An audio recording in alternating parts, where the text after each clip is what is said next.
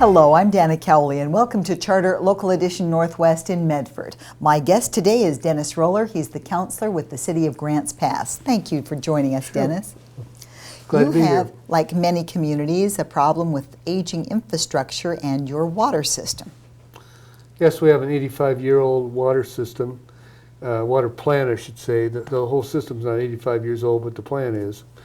And what we're looking at doing is either replacing it or repairing it because the can's been kicked down the road quite a ways. You know, that the thing should have been fixed a while ago, but it wasn't. So we're determined not to kick the can anymore. So we're looking at all the options, doing our due diligence, and so I think we're just about out of options. And the one that looks most promising is to build a new plant for $56 million, which is the estimate on it.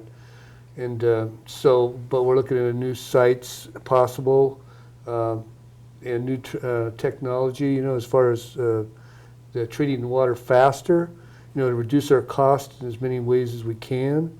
And so if we treat water faster, we can have a smaller footprint.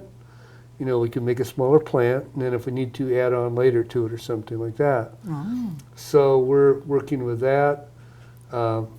We're trying to also reduce the cost of that plant by forming an urban renewal area. Oh. And that will allow us to spend some of the money that's done through tax increment financing, which is basically the increase in your property values. The tax on that is kept put into a district, and then you're allowed to use that money to improve the district.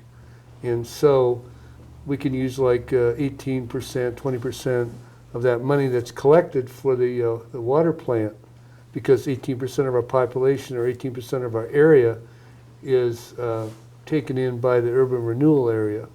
So so that would allow us, you know, to spend a little money that way and reduce the cost on consumers, because what's going to happen to the rest is it's going to have to be put on utility bills, and bonds are going to have to be sold, and then you pay for the bonds by the revenues from the utility bills, and that's going to be a pretty big hit on consumers. So we're trying to keep the cost of them as low as possible.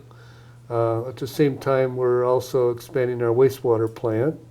So we have quite a few things in the works that could be expensive, and we're trying to figure out the best way to do them and still keep the cost down. Yes, those are challenges because especially people on fixed incomes can be hit the hardest with that, but you absolutely have to have a water sewer system, and you have to have something that's capable of handling your future growth. So it's tough to balance those things. Yeah, and it's a hard hit. I mean, we figure, I don't know, it might be like $8 to $11 or something per utility bill, what we're looking at now, but that's not a final figure yet. We're still feeding into the rate study. We're doing a rate study now too to see what we do need to pay for these things. And so, you know, that's, you know, a concern to all of us is like keeping the cost down on it. We do have a population that is mixed, you know, as far as incomes go and everything, and it's going to hit some people harder, unfortunately. Like I said, we're trying to reduce the cost.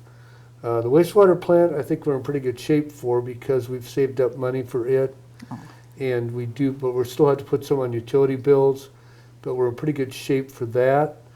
And I think the things that happen around the country, like Flint, Michigan, and places like that, show you the value of having your infrastructure, you know, ready to go, and the value of having good drinking water. Oh yes.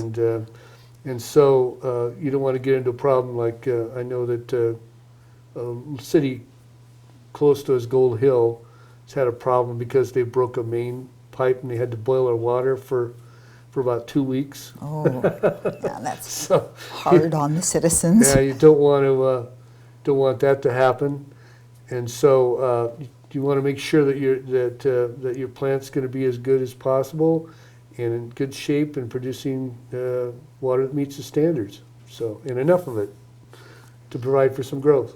Yes, exactly. To look a little further down the road to see what's coming and who Right. might be moving in. Because we're near capacity now.